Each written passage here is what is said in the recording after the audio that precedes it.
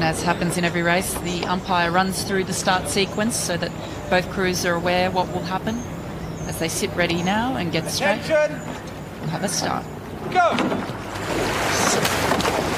Dutch very relaxed there. French look a little bit more nervous and tense, but it looks like they've really managed to commit to that and get some good power down on those doors. They're zooming off there, aren't they, on the right-hand side of our shot, those lovely French tricolor blades.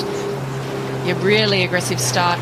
Maybe a little bit nervous, as you say, out of the blocks there, really punching away. I think the Dutch looked a little bit more composed, so it'll be interesting to see what starts to come to pass as they move over the next few hundred metres, and whether the French will pay for that really aggressive start. Yeah, and if they can settle into a rhythm. I sort of remember myself once at Lucerne on the starting blocks, just almost being too eager to go and going with a red light and having to restart. But I think they've managed to channel that nervous energy and actually put some good power down, because they're in there. They've gone off well, and they've got a slight lead on the Dutch. And it does look as though this French crew here closest to us is actually a lightweight double at 59 and 58 kilos respectively in the bow and the stroke seats. So certainly I think a very signature lightweight women's style of rowing, really punchy through the back end. They always stay very dynamic, just a bit of a difference to how the heavyweights tend to row, with a little bit more elongated through the back end of the stroke. That's right, you said that, yeah, dynamic. It just sort of looks like the strokes are a bit more linked up, and they're sort of maybe just putting in an extra stroke per minute there, aren't they? Yeah, that's right. You can see the Dutch still looking very long, very composed, very smooth and flat in what they're doing. It'd be interesting to see how this plays off, because I think it looks like the French are burning a bit more hot than the Dutch. The Dutch are a little bit more relaxed, but obviously the Dutch are still in contact there. They're not giving away too much distance. So this could pay off for the Dutch through the middle if they're just running a bit more efficiently. And it's really interesting looking at the bows of both boats, actually.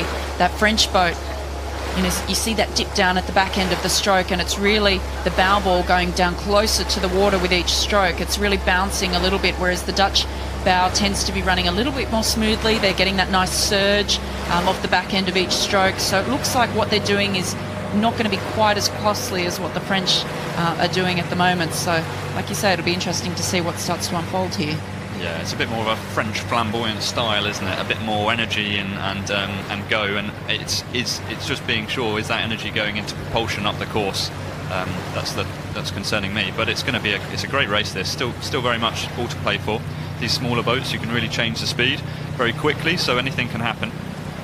And we've seen some really great heavyweight, lightweight matchups, particularly in both the men's and the women's doubles at this regatta so far, and in fact a few upsets, because you wouldn't normally expect to see a lightweight double beating a heavyweight double, but it does happen, and it happens quite frequently at this regatta, which is really interesting. Sarah, you wouldn't normally expect. I mean, it's all to play for. Given the conditions, lightweights can be any good heavyweight crew. I think it's a level playing field. And that's the beauty of sport, and that's the beauty of racing. Spoken from a true former lightweight.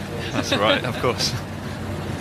Having said that, actually looking at this, it looks like the Dutch are using their weight advantage here and actually putting a bit more power behind the spoons. It does look like they've just managed to get the edge on the French.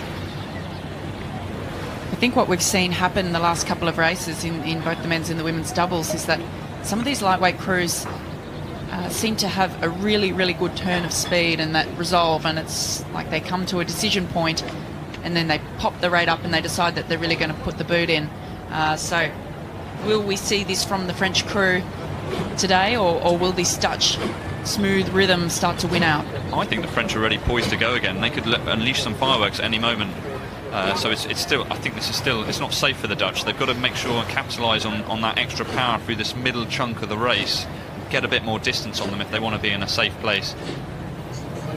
Yeah, and this French lightweight double, they came 5th at the European Championships this year, so they've had a bit of time together. No doubt getting an extra regatta in here ahead of the Lucerne World Cup next week. And it is a big gap between the final World Cup and the World Championships, so Henley actually presents a really great opportunity for a lot of crews, and particularly in this post-Olympic year, to get a bit of racing experience under their belt. So allegedly this French double is going to split off, and one is going to do the lightweight single at the under-23s and one is going to do the lightweight single at Lucerne. So they're clearly very good mental racers. They know the sort of the game when it comes to beating an opponent one-on-one.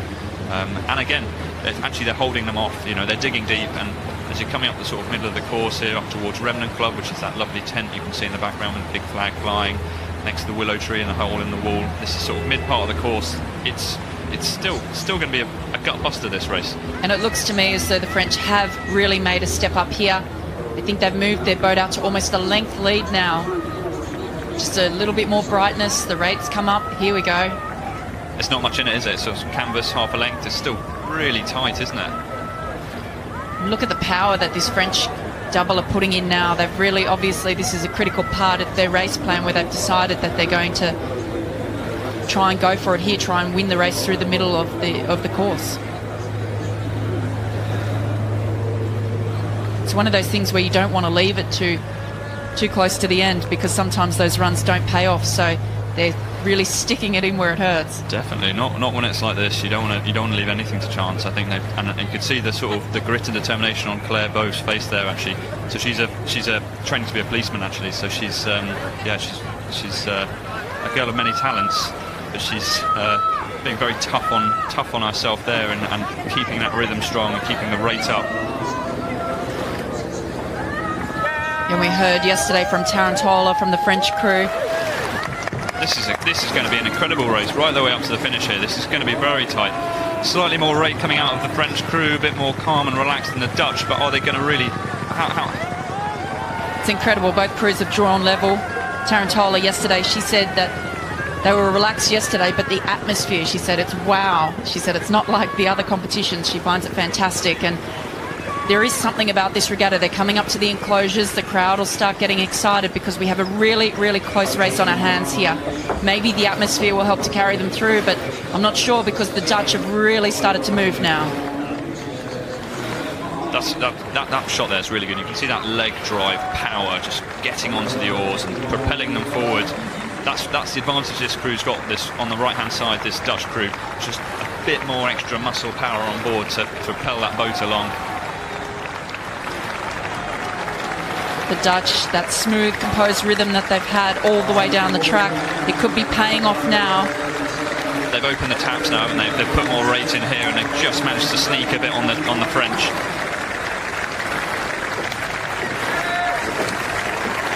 Incredibly close race here. The French are looking across. So mentally tough, this, when you've only got a couple of people in each boat, just holding. Neither crew has budged here. They've just really given it the whole way. Wow, what an incredible race. The first semi-final of the women's double scull. It will be the Dutch crew that will progress. Oldenburg De Jong, Marloes Oldenburg from the Netherlands, defeating Claire Bove and Laura Tarantola from France. This is a great new event to have in the calendar, isn't it? Having the international crews racing, two women's doubles racing like this already. Fantastic addition to the racing schedule.